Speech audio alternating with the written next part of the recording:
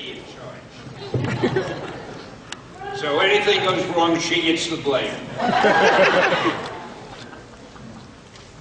Go. What are we supposed to do? Hi. I'm Shannon. I'm the moderator today here for Stanley.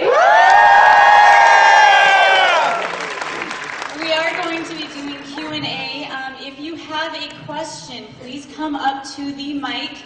We will be doing questions until 2:05, and then we are cutting them off, just to let you know. So please do come up to the mic. If you have questions, there is a mic in the middle right up here, so please do come line up for us. I have to tell you something. I don't hear as well as I used to, so Shannon is going to repeat your questions to me very briefly, I hope, but we'll be here all day. So keep the questions short. She'll make them even shorter. I'll give you my usual long-winded answer, and we'll see how it goes. All right, let's go ahead and start. All right, Stan, my name's Tyler. As a writer, I'm just now starting doing my own characters in comics. I was wondering how I would get started and if you had any advice for me. I managed to hear that. I don't know. As an artist, it's kind of easy because you just draw up some samples and you send them to an editor, or you meet one of the editors at a comic book convention, and it's pretty easy to tell, looking at someone's artwork, it's easy to tell at that moment if this fella has what you're looking for or not. As a writer, if you show somebody some pages that are typed, it just looks like type. And nobody really has the time or the patience at a convention to sit and read a script. Very few editors will take a script home to read it.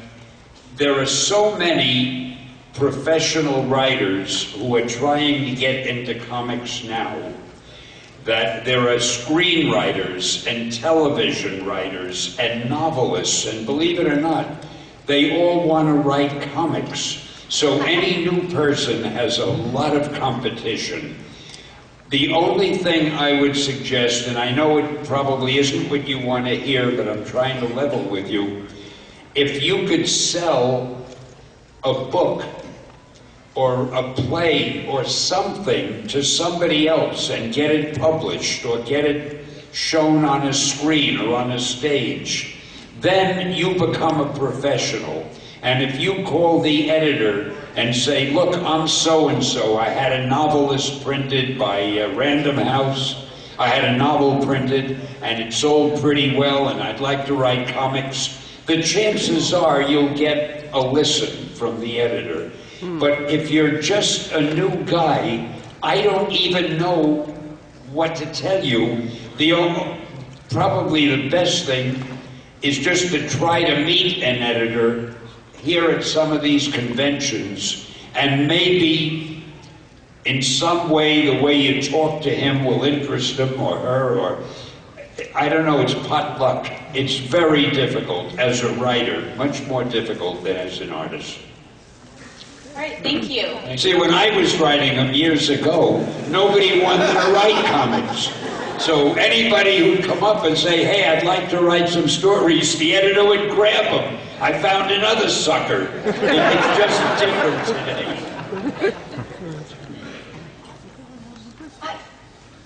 Hello, my name is John, and my question was just asked, but I have contingency plans, so.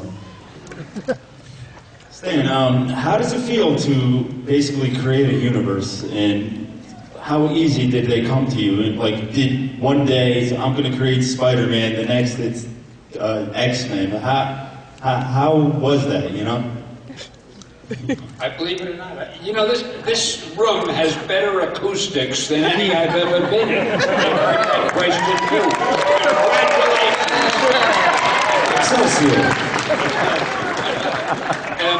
Well, it feels pretty good. That's a one-word answer. It feels good to create that stuff. So, next question. But actually, there was another part to that question. I've already forgotten it, even though I heard it. You asked, oh, how do I do it? Does it come easy and something like that?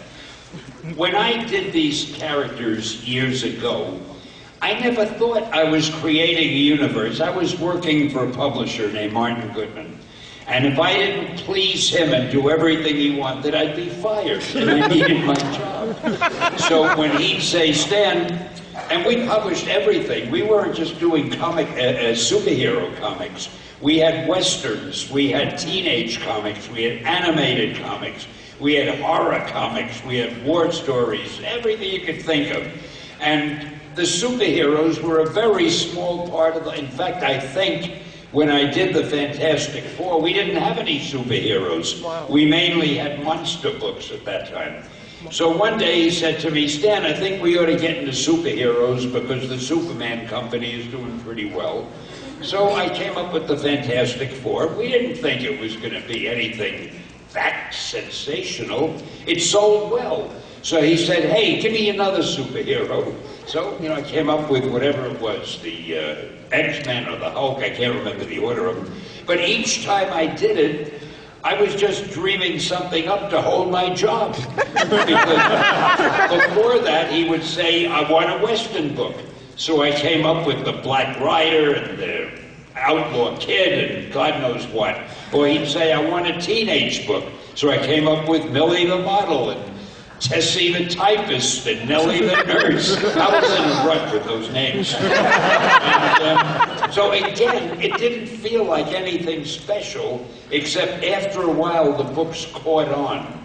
And people started talking about them, and that's when I decided to change the name of the company. We were called, I think, Atlas at the time, and I figured we need a better name. All of a sudden, we really have fans, which I never felt we had before. So the very first book that Martin Goodman had ever published years ago was called Marvel Mystery Comics. And it had the Human Torch and the Submariner and a character called the Angel and a few others I don't remember in it. So I thought Marvel was a good word. And I love advertising. I figured I could use a name like Marvel for catchphrases like, make mine Marvel, Marvel marches on. Welcome to the Marvel world of comics. I loved the name, and we called the line Marvel Comics. National Comics, which at that time was doing Superman and Batman, they decided if we're changing our name, they're going to change theirs. They hired a guy. I didn't know you could hire name changes. They found a guy and they paid him money to come up with a good name. And what did he come up with? DC Comics. So we had Marvel, and they had DC. I mean, it was really funny. And that's the most long-winded answer I'll bet you've ever gotten to a simple question. I'm looking over there. It sounded like the question came from there. It probably came from there. I have no way of knowing. Thank you. Thank you. Thank you. My name is Tyler, and I was wondering if there's any inspiration for your characters, or if they were all spontaneous. Any inspiration of what? No, we say it slow. I didn't hear you. Say it slowly. Oh, inspiration for the character. The only inspiration... Oh, that's where you are. There's a line over there. I didn't see it. The only inspiration really was greed. I had to pay the rent every month, and I needed the job and I needed the money. I don't know what inspiration is. I'm not the kind of guy that walks down the street and suddenly I'll say, wow, I have a great idea for a character. Because frankly, I didn't like to write that much, and when I wasn't actually writing, it was the last thing I was thinking of. But when Martin would say to me, I need another character, I'd go home, and I'd scratch my head and look at the wall and start thinking. And it's easy, because all you have to do is think of something that hasn't been done yet. Once you do that, you've got your character. So that's the secret.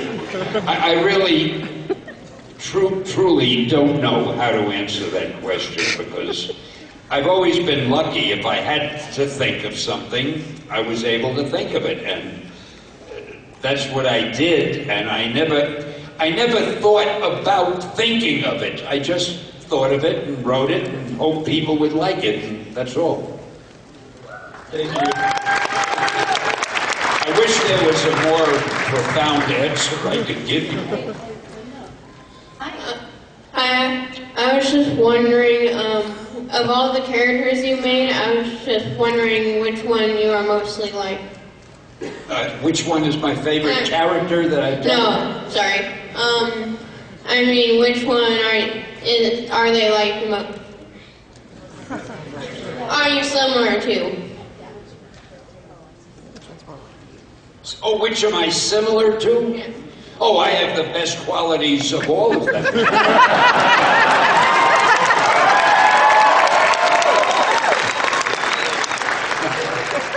Oh, I don't know, honey. I've never thought of it. I guess, well, let's see. I talk as much as Reed Richards and bore everybody in sight. I have the temper of the Hulk. I'm not really an alcoholic, so I can't be that much like Iron Man. And I'm probably as adorable as the Silver Surfer. Thank you. Thank you for the question. It's probably late awake nights thinking of a question that I wouldn't be able to answer. Hello, my name is Caleb. I'll make the comment short. I really loved your interview with Kevin Smith when he interviewed all of your favorite moments on your Marvel Universe. And among all the alternative Marvel Universe comics, I still prefer your original story the best. Now, that isn't really a question. Well, here's my question now.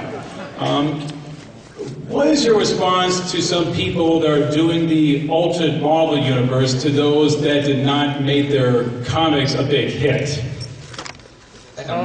All I can say is, as the editor of the comic magazines, Joe Quesada, and all his other editors are faced with a very serious problem.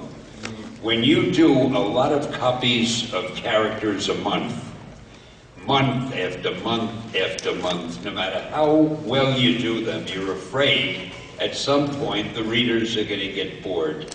And you have to bring out new angles, new interpretations, new ways to present the characters. And they do that just to keep the interest up. I very much appreciate you saying that you like mine the best. I admire your taste and judgment. Thank you. Thank you. And I really can't comment about it knowledgeably because, in all honesty, I don't have the time to read the comics today. I haven't read a comic, whether Marvel, DC, or anything, in a few years. I mean, sometimes somebody will show me one and say, "Hey, Stan, look at this guy's artwork. He's great," and things like that, but I just don't have the time to read them.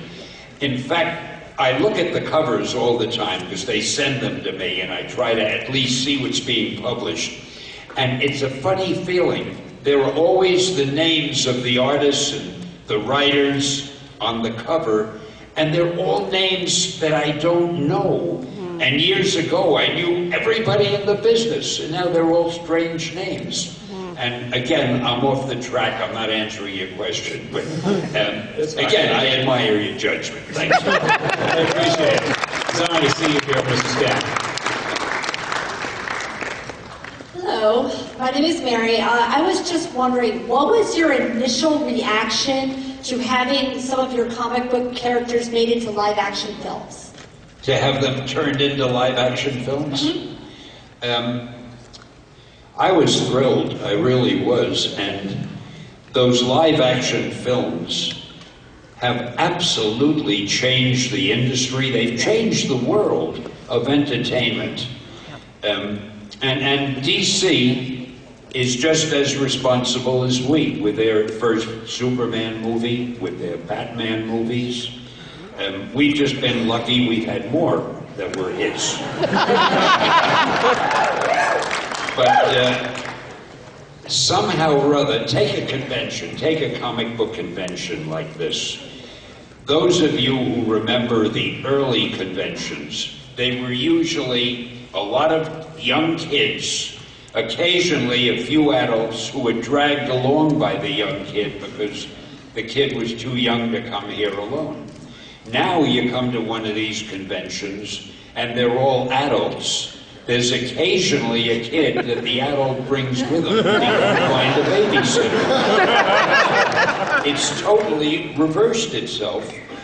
And one of the reasons is comic book conventions now have almost been taken over by Hollywood, by the networks, and by the gaming companies. So, again, I forgot what the question was. What was the damn question?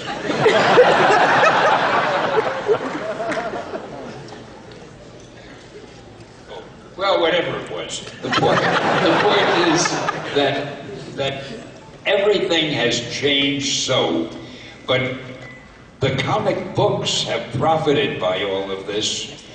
They've gained a lot more respect, and people who would never touch a comic are now reading them. And I mentioned earlier about how tough it is to get a writing job. It's because of the popularity of comic, because of the fact that so many movies are based on comic book stories. That's the reason that so many professional writers, novelists and TV writers and so forth, want to write comics. They figure, boy, I'll write a comic book, it'll be good, MGM will see it, or Disney or Warner Brothers, they'll want to make a movie out of it. It's easier than writing a whole script and having to show it to somebody. So the movies have changed the entertainment world, and it's all originally because of the comics. And I hope I've answered your question. I think I've been very profound about that. I also think you have a really brilliant mind and you're a genius. I missed the last phrase, and I think I should have heard it. Oh, I knew I should have heard it. Thank you very much. Hey, my name's Jason, and first I have to say, you are God! My question is, what did you think about Disney buying Marvel, and how do you feel about going into the manga anime section with Ultimo and Hero Man? Well, Ultimo and Hero, well, let's start at the beginning. I think Marvel being bought by Disney is a wonderful thing. You know, I have I Twitter or tweet or whatever you call it. What do you call it? A tweet site? I don't know. But anyway, a lot of my Twitter followers have been in the beginning wrote, we think it's terrible that Disney bought Marvel. Now Spider-Man is going to have Mickey Mouse ears. It's really great because there is no company, there's no movie company anywhere that's better at marketing and promotion and advertising and distribution than Disney is. There's no comic book company, as far as I'm concerned, that's better at doing great stories than Marvel. So Disney isn't going to interfere with Marvel. Marvel is working autonomously, just as they ever did. But now they have all of the power of Disney to help them in the distribution, the promotion, the advertising, the marketing. But the guys at Disney, they're brilliant, they're intelligent, they're not going to mess with a good thing, they're not going to change what Marvel does. So it's a perfect situation, it's a perfect marriage. And because of that, I think the Marvel movies will be even more successful than they've been in the past. Was there a second part to that? The Japanese. It's funny. There's a Japanese cartoonist who's one of the most famous cartoonists. Oh, great, I forgot his name. Anyway, you had to take my word for it. And he contacted me, or his people contacted me, and would I like to write a manga story, and he would illustrate it. And I said, I'll come up with the idea. I'll give you the characters and the concept, but I won't have time to write it after that. They said, that's okay, he'll write it also. He's a writer as well as an artist. And he's very talented. The man is brilliant. I could kick myself, I don't remember his name. Anyway, so we agreed to do that, and I came up with something called Hero Man. And I gave him the idea, and we had a lot of video conferences back and forth, and I was very impressed with myself that all these Japanese people were video conferencing me. And then I forgot about it, and he did the book. All of a sudden, it became one of the best sellers in Japan. It's one of the biggest selling comic books. And they sent me copies of it, and I don't know what the hell I'm looking at. It's so different than anything we do. And it's even a little hard for me to understand, even though I originally came up with it. But I understand that in Japan they seem to like it, and they've published an American edition of it, which you can buy wherever they sell those kind of books here in America. And if you like it, great. If you don't like it, it's not my fault, because I'm not writing it. But it's doing very well. Then we had another thing. Another company asked me if I would work with them on an animated cartoon. So I came up with something. You know, I think I gave you the wrong information. The book that's being done as a comic book is called Ultimo, not Hero Man, Ultimo. The animated cartoon is called Hero Man. And I gave that to this company, and they've done it as an animated cartoon. And it's very successful in Japan. And now it's being considered by one of the networks here as a cartoon. They're going to do it in English. So I'm kind of excited about that, especially because one of the characters was drawn to look like me. So I'll have a cameo. Oh, I even have a cameo in Ultimo. Yeah, you are the guy who creates all the characters. There's a man who knows. I should have let you answer the question. You probably know more about it than I do. Anyway, that's the story with Ultimo and Hero Man, and they were a lot of fun, and I get a big kick out of it. Thanks for answering my question, and again, you are God. Stan Lee, I have to thank you for all the characters you created that inspired me to conquer my high-functioning autism. I wouldn't even be here standing at the microphone if it weren't for that.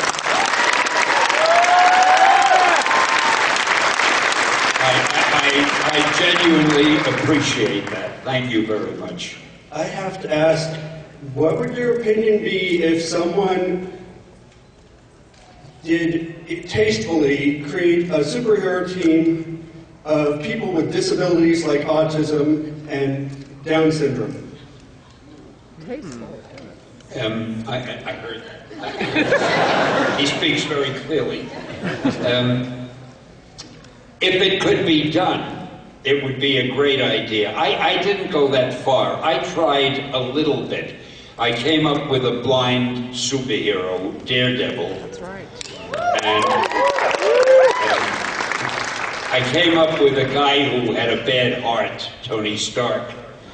But I never thought to go as far as what you're suggesting. You know, I'm going to think about that and talk to some people back at the office, and who knows, maybe we'll...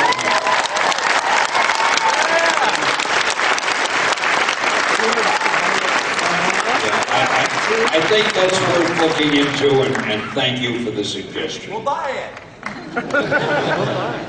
All right. My name is Mohib, and first I'd like to say your work has influenced culture in ways no one else can say they have. The world would not be the way it is today, and I thank you for that. The world isn't that great today. Read the papers. Now you're blaming that on me? It would be worse off without you. Okay, thank you. My question is, and I might get condemned for this one, who is your favorite DC character if you had to choose? and what Marvel superhero could take him down? You know, who is my favorite DC character, you said? And Yes. what Marvel? Yeah, okay. Boy, my hearing is getting better. I think Phoenix here agrees with me. God bless Phoenix. Let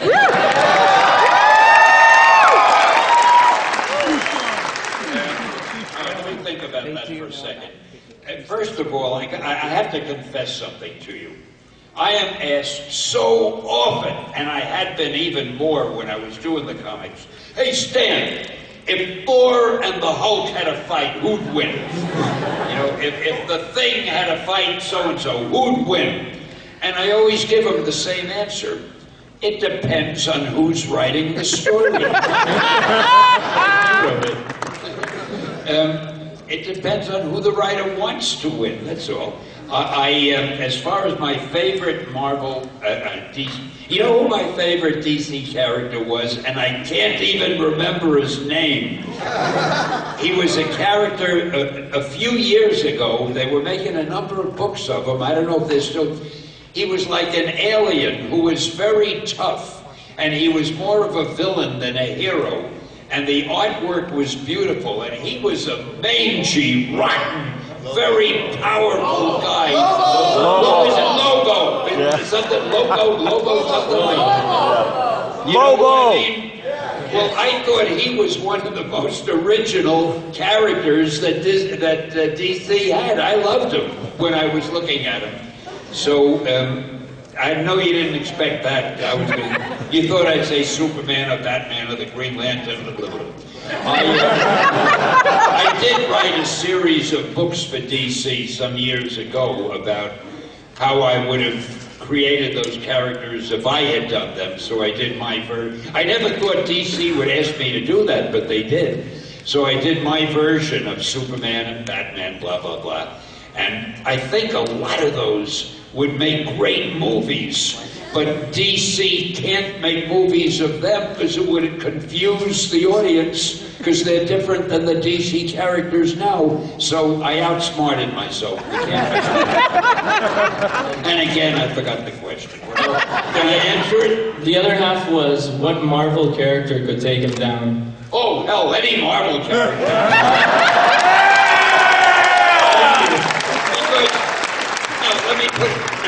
Let me be honest.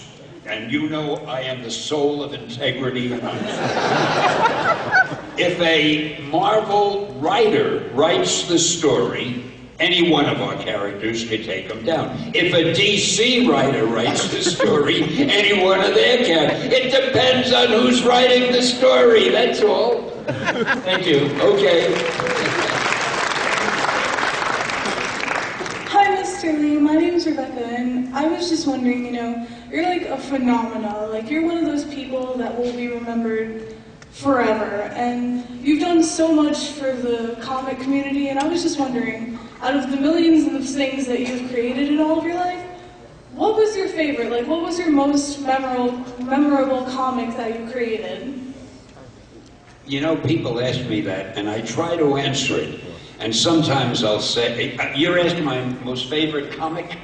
Yeah, comic book? Yeah, like your most memorable one. Memorable? I'll sometimes say The Silver Surfer. And then I think, gee, there was a story I wrote for Daredevil where he protects a blind cop. I really loved that story. And then I'll think, I love the introduction of Galactus in this Fantastic Four with the Silver Surfer.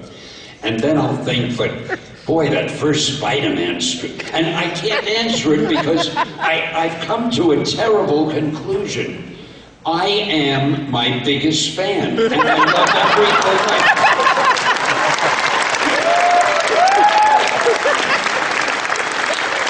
I've got to tell you, people used to ask me how I could write so many stories so quickly. And it was simple. It's because I was also the editor. And because I'm a big fan of mine, whatever I wrote, I liked. So I didn't have to rewrite it. I didn't have to make any changes. And that's the way I am. I mean, I have to admit it. I really love the stuff I do. All right, thank you. You're welcome.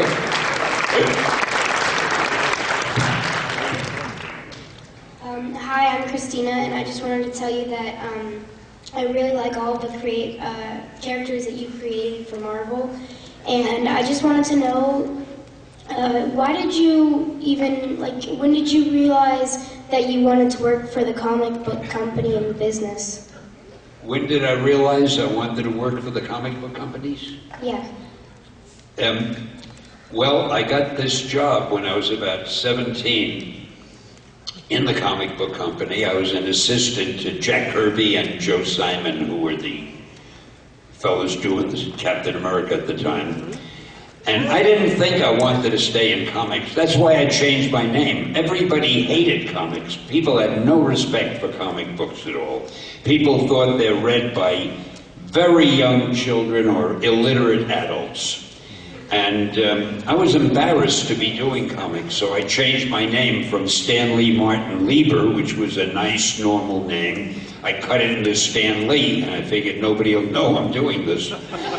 But after a while, I began to realize that it really takes a bit of talent to do a comic, to do a good comic. And there's nothing to be ashamed of, because people love to read them, and it's a good way to tell a story. So I think in 1961 or so, I was about to leave the field because I was going to quit. Because I'd been doing it for about 20 years, and I felt I was getting nowhere. I loved comics by that time, but I wasn't getting anywhere. And that's when my wife told me, why don't you do one book the way you'd like to do it instead of the way your publisher tells you to? Get it out of your system, and the worst that'll happen, he'll fire you, and you want to quit anyway. So that's when I did the Fantastic Four, and it violated a lot of the things that Martin Goodman wanted me to do. He wanted the heroes to have costumes, and they didn't have costumes. He never wanted too much dialogue. He said, people don't want to read dialogue, they want to see action. Just put a lot of fight scenes. But I gave the Fantastic Four a lot of dialogue. And he said, don't bother worrying about characterization, just give them action. But I tried to make real characters. And the book sold, and then as I mentioned, we went on to the X-Men and other books. And that was when I decided I really love comics, and I'm going to stay in the field, because now they started getting respect. What happened was, with the first Fantastic Four, we started getting fan mail, but most of it was written in crayon. A little bit later, the fan mail was written in pencil. Then later, it was typed. Then after a while, the return addresses were from schools, and then later from colleges. Oh man, it was a great feeling, because we had never gotten fan mail before then. Sometimes I'd get a letter, and it would say, I want my dime back. A staple came out of the book. I'd hang it on the wall. I'd say, look, a reader wrote to us. So that's about it. If I answered your question, that was it. And we are going to have to stop.